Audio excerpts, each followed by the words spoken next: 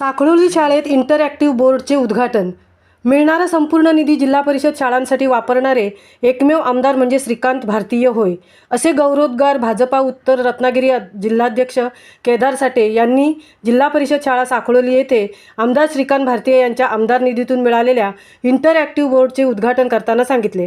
राष्ट्रमाता जिजाऊ आणि स्वामी विवेकानंद यांच्या जयंतीचे औचित्य साधून काल दिनांक 12 जानेवारी रोजी साठे यांच्या हस्ते सदर बोर्डचे उद्घाटन करण्यात आले. यावेळी जिल्हा सरचिटणीस श्रीराम भाऊ इदाते, दापोली तालुकाध्यक्ष संजय सावंत, उपाध्यक्ष विवेक इदाते, सतीश धाडवे, प्रसारक प्रसाद मांडवकर तसेच गावच्या सरपंच दीक्षा तांबे, उपसरपंच दिनेश जाधव, शाळा व्यवस्थापन अध्यक्षा वैभवी गोरविले, बंडू बर्वे, वसंत शिंदे, प्रकाश भुवड, शांताराम शिंदे आदी मान्यवर उपस्थित होते. यावेळी विद्यार्थ्यांसह शिक्षकांनी सदर बोर्डचा अध्ययन अध्यापन प्रक्रियेत खूप लाभ होत असल्याचे सांगितले.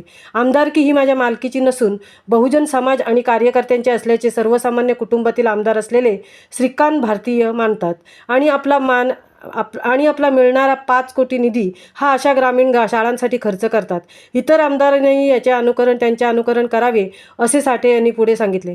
तर 3 भारतरत्नांच्या भूमीत आपण राहत असून त्यांच्यासारखे आपणही उत्तम नागरिक बनून राष्ट्रविकास साधूया असे भाऊ इदाते यांनी मनोगतात सांगितले. सूत्रसंचालन सुरेश पाटील यांनी तर आभार शाळेचे मुख्याध्यापक संजय मेहता यांनी व्यक्त केले आहेत. महामुंबईसह मिलिंद घारपाटील, दापोली. धन्यवाद सर्वांना. वसंतराव पूर्ण अभ्यासक्रम जोडला यामध्ये आणि अगदी भाषेपासून गणितापासून सगळ्याच विषय त्याच्यामध्ये आहे. आणि आत्ताची जी पटसंख्या कमी आहे त्याला सगळं सॉफ्टवेअर आहे. मुलंच कसं ऑपरेट करतील किंवा शिक्षक नसताना मुलांनी जशी घरातली वस्तू आपण जपून करतो त्या पद्धतीने करावं असं एक टचस्क्रीन पण आहे, चांगले ठीक आहे का, स्टिक पण आहे, कंपनी पण चांगली आहे. मटेरियल स्टँडर्ड आहे मला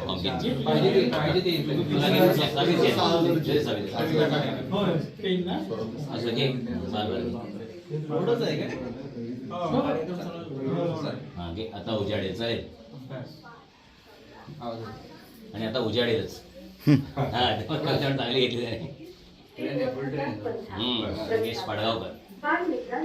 कवी मंगेश पाडगावकर यांचे धारा नृत्य, जिप्सी, छोरी, मीरा, सलाम इत्यादी कविता संग्रह प्रसिद्ध आहे.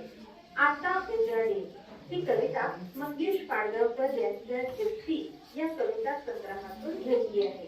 या कवितेत मंगेश पाडगावकरांनी पहाटेचं वर्णन केलं आहे. अंधार हा खिन्नतेच्या दुःखाचं प्रतीक आहे. तो अतिशय रम्य पहाट होईल.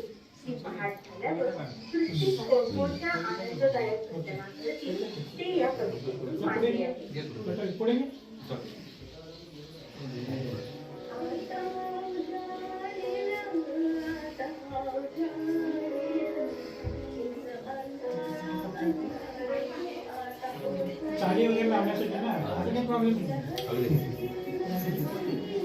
Yes.